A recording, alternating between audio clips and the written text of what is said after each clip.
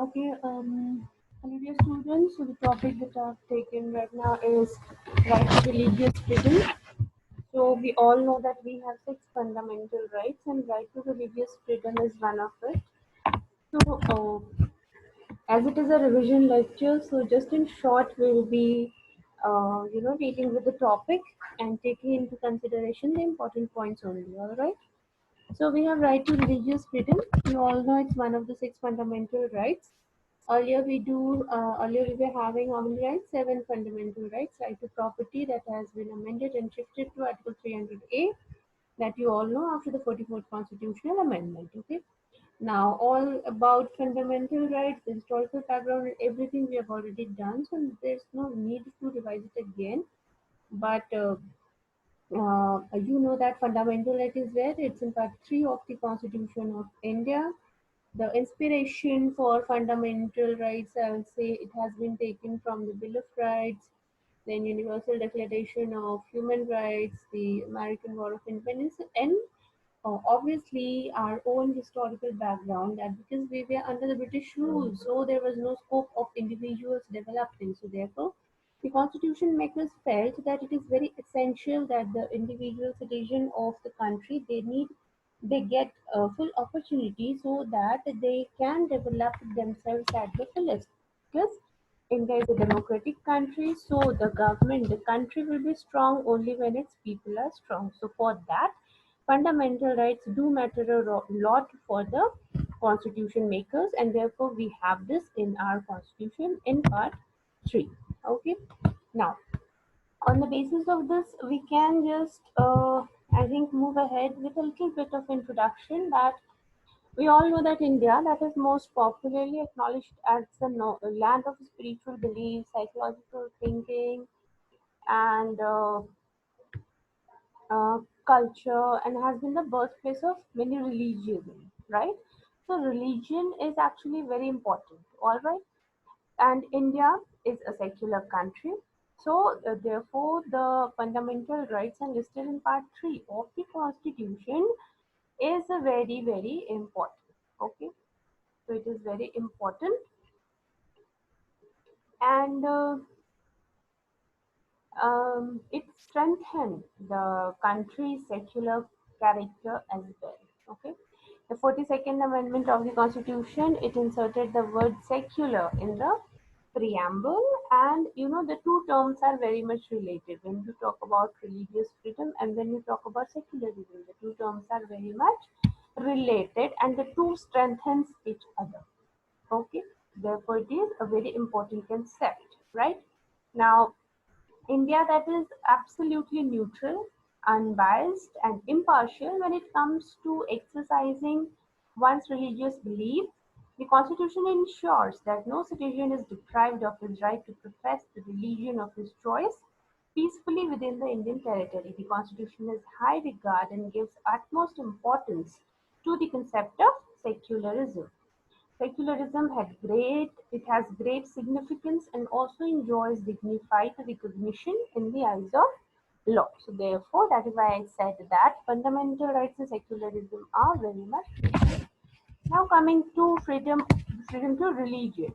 So freedom to religion we have in our constitution part 3. We have specifically rights 25 to Article 25 to Article 28 that guarantees the right to freedom of religion to all the citizens residing within the territorial boundary of the country. Okay. Now what is this all about? So Article 25 is what? Freedom of conscience and free profession of religion. Okay. So, what is it? I'll say what is it all about. So, it is about freedom of conscience and free profession of religion. That is, according to this right, every person is equally permitted to enjoy the freedom of conscience and the right to acknowledge, practice, and spread religion. However, the right is subject to certain restrictions to maintain public order and morality and peace in the country. We all know that the rights, with every right, we have certain restrictions, certain clause, and that is where it's very essential because individuals' development and at the same time the country's peace and unity is equally important for the constitution makers. So they have given this provision that with every right there is a clause, so that both the things go side by side. Okay. Now we move on to the next article, that is Article 26, that is freedom to run religious affairs. So, according to the Constitution of India, freedom to run religious affairs includes the freedom to establish and maintain charitable institutions, either to manage its own affairs in the matters of religion or to acquire and own movable, immovable property and to take care of such property without infringing the law. Okay. So then we have Article 27. So what is Article 27? It is that no person shall be compelled to pay any tax for the promotion or maintenance of any religion. Okay, so that is what you call chanda and all. So when you are paying something, when you are giving something, for charity, it should be with your own wish. It should not be any kind, there should not be any kind of bounding on you. You can't be forced to do so. That is entirely the individual's will and wish. Okay, so this is what Article 27 speaks about. Then we have Article 28. So, Article 28 says what? That no religious instruction shall be offered in any educational institution wholly maintained out of state fund. So no person attending any educational institution acknowledged by the state or receiving aid out of state funds shall be obliged to take part in any religious instruction that may be instructed or taught in such institutions, or to attend any religious worship that may be performed in such institutions in any premises. Okay, so these are all the very important, I'll say, the rights, Article 25 to 28, that strengthens our secular character. Okay. Now, besides this, you know that there have been cases of rights in the country. Okay. So, for that, what is the matter? That despite these rights, what is there sometimes, because of impatience, because of certain sentiments, emotions, there is an outbreak of riots in the country. So we have many incidents of riots.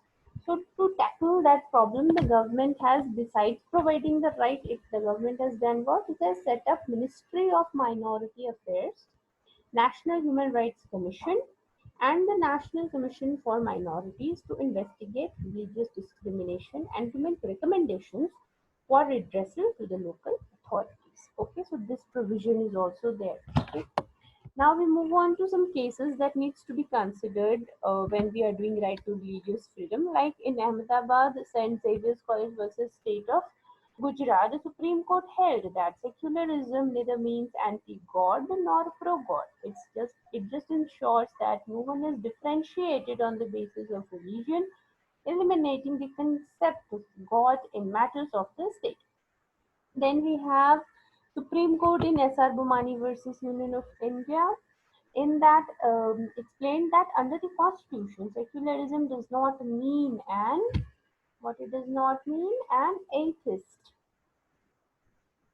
society, but a heterogeneous society providing equal status to all religions without favoring or discriminating against anyone.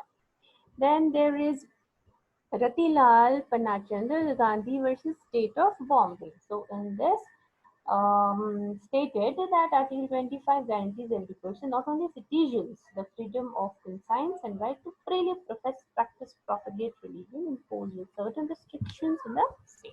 Right? So, on this basis, we can now just come to the conclusion. What conclusion we can finally get is that we, the citizens of India, are under a constant obligation to practice this right in a civilized manner for having been provided with an open means to preach it.